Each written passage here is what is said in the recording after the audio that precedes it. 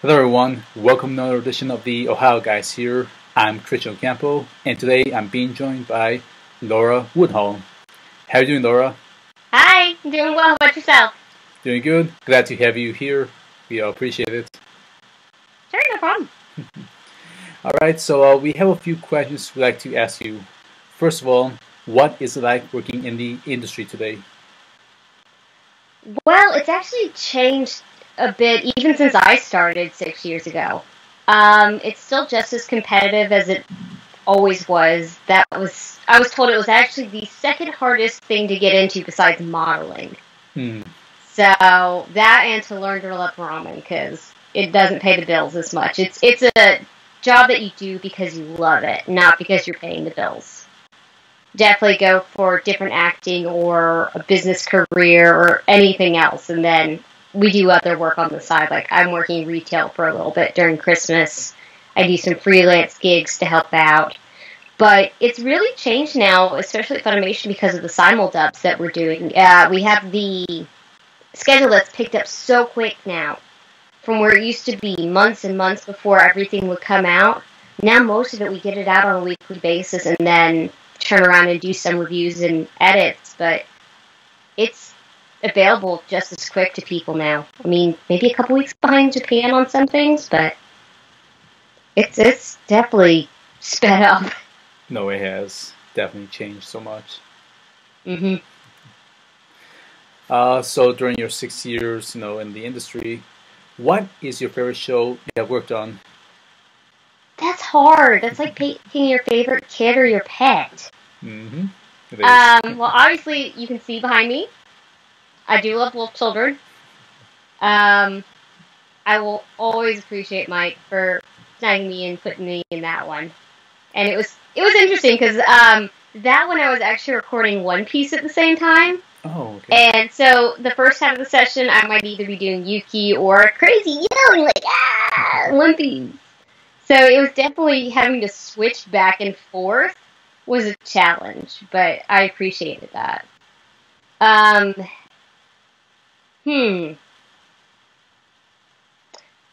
One of my favorites, though, is actually Misato from Bigata HK. I think that was my second role. She cracks me up. Like you said, underrated show. Yes, underrated show. All right. Another question. What was it like working on Tokyo Ghoul? Tokyo Ghoul was interesting because that was also one of the first simuldubs we done, or earlier on at least. And that was also back when we had started doing night shift. Because we used to just work from like 10 in the morning to 6 at night, and that was the only options. Now, Funimation actually runs Monday through Friday, 10 to 10. So that was pretty on early in that. Very dark show compared to what I'd normally been doing. And then the episode where everything goes down, which I'm not going to spoil anything, just go watch it. I'm just going to say, stuff goes down. On that episode, it was actually Michael Tatum directing me. And doing the screens on those. It was interesting working with him. I liked it. He's a great man. Okay, now I don't know why, just random thing. I just noticed I say interesting a lot, apparently. Now that I'm really sitting here thinking about it. But yeah, it was cool to work with him, and Mike is always a great director. You know it's going to be a quality show if it's got his name on it. Mm-hmm. No, those two are fantastic gentlemen. Mm-hmm. Another show you have worked on, what was it like working on Shimoneta? Shimoneta was definitely different. Not the first of its kind. Jerry had brought me into one or two smaller bits with that. But that was definitely the biggest part in the raunchier shows I'd had. So a lot of laughter and some uncomfortable moments as I was starting to get used to dealing with the subject matter. I mean, watching it and seeing it is one thing, talking about it, but when you're actually having to say some of those lines. I mean, luckily it's just you, the director, and the engineer, but then eventually it's going to be thousands of your closest friends at their homes. And obviously, we had the nickname for her. What's the rating on this show? Like, what can I say? Word-wise, like cussing. Yeah, and innuendos and stuff like that. Yeah, we called her Penis Head, but that's the nice way of saying it. I knew you would say something like that. Yeah. I knew that was coming. Well, that's why. I asked before at least. But yeah, Kosru was definitely a unique character of her own. Again, another challenge, and then I always sort of try to take away something from each show I do, even if it's a small bit part. I try to find some lesson from it. So that was definitely trying not to laugh and ruin every take. Speaking of dirty shows, another one you have worked on. What was it like working on B Gada HK? Oh, that wasn't near as bad. Nah, well, not as bad, but somewhere along the border. Well, my part wasn't. I mean, that's No. how I look at it, is mine was okay. Yeah, it was. Misato was the comedic relief of the show. Because it was sort of a harem show, meets comedy, meets a little bit of a love story, and then you had Misato. Who, a short girl with no boobs, only one that didn't have boobs, which there's a line actually in the background. It got faded a little more than I thought it would, but in the beginning when they're in the office getting all the measurements done, she actually says, "I'm gonna bust out of my A cup for sure next year." Yeah, that was fun. It's been such a long time since I've seen that show. Yeah, even my family has seen that one. Oh. I have a really supportive anime family. No, they're like, "Laura, she looks kind of like you. Laura, did they, like, follow you?" I'm like, "Thanks, guys." We joke that that's probably high school me, too. Like, that's funny. I wasn't as chasing them, but I was definitely that comedic relief that would come up and do the random stuff, and then... Yeah, that was just sort of my personality at the time. Wow. I cosplayed her, too. Oh, really? I did cosplay her. I had a bunch of friends that were going to an anime convention as a guest, and I wasn't a guest that time. That's fine, but I was like, I don't want to take away. And she seems the easiest one maybe to cosplay, because I used to do some at the anime conventions before I became a voice actor. I used to go to A-Con since I was like 13 years old. And so yeah, I cosplayed Misato. Snuck up on some of my friends. Took them a minute to recognize me because I had ones, everything. So it was fun. That would be interesting to see. You should come to the Midwest for cons. Hey, tell people I'm not against it. I managed to get out to Maine and San Antonio this year. Oh, nice. So we'll see what happens. But I'm available. All right. Next question. I know you have a story you want to share. What was it like working on Dragonor Academy? Dragonor, another one of those interesting ones. That was Jerry Jewell, and Josh Greeley was actually assistant directing that one.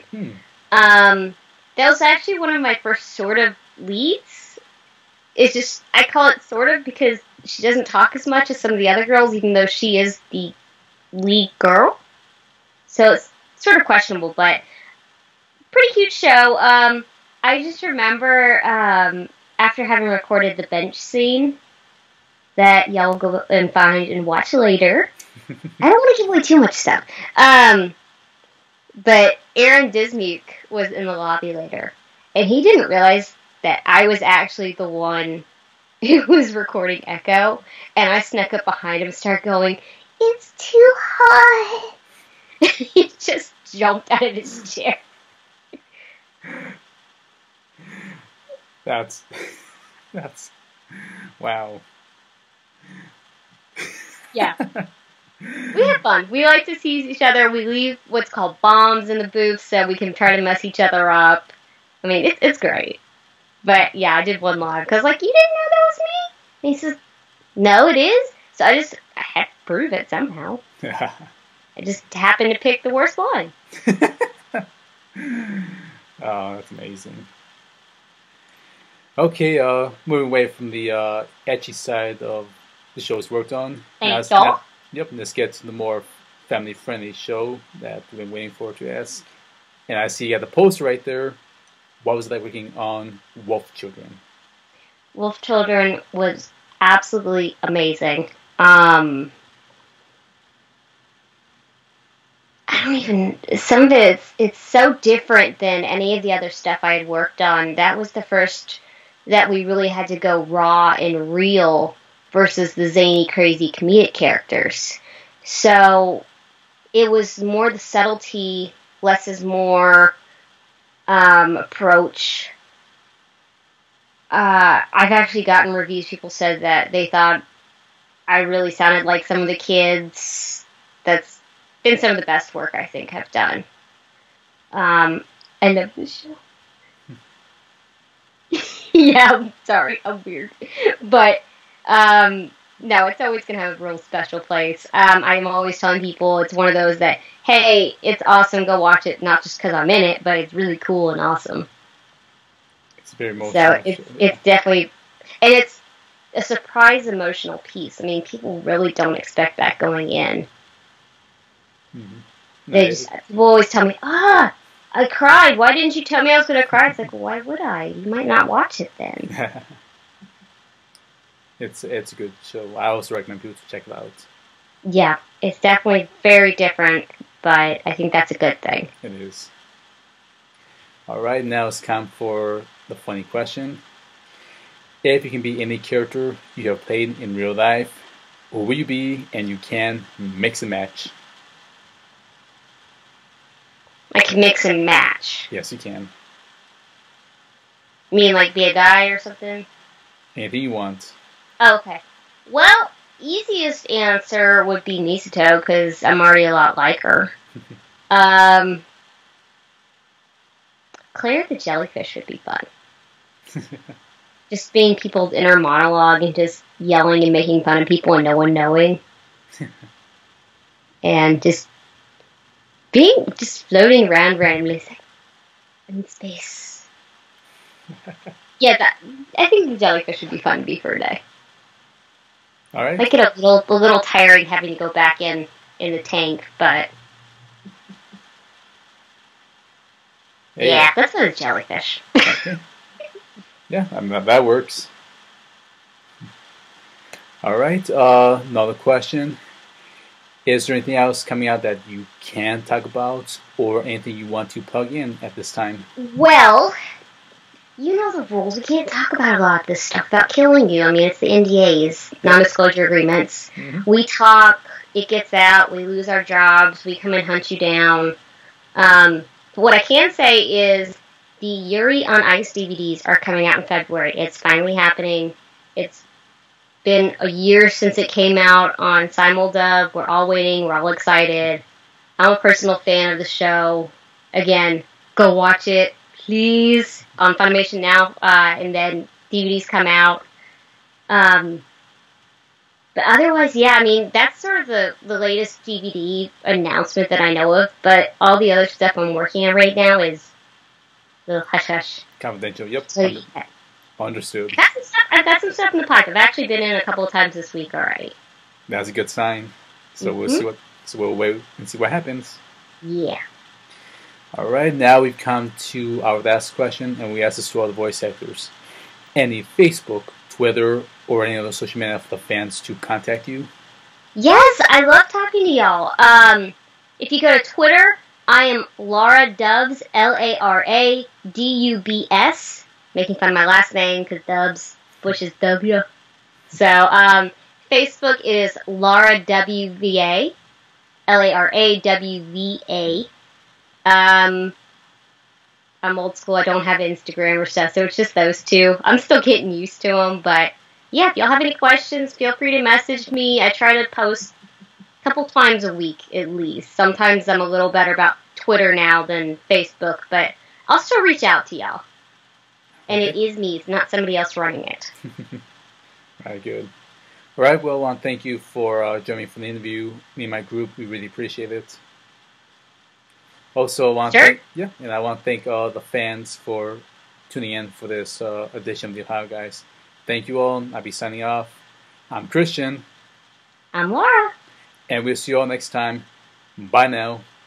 Bye.